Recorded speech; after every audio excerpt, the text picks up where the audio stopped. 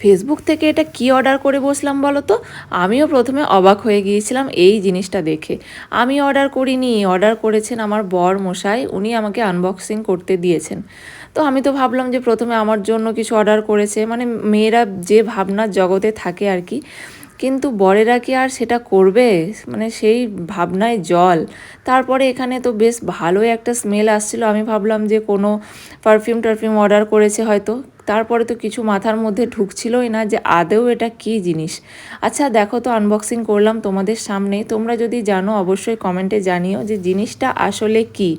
আমি ছিলাম এক ভাবনার জগতে যে উনি আমার জন্য আহামরি কী না কী জিনিস অর্ডার করেছেন, আর শেষে বেরোলো কিনা এটা।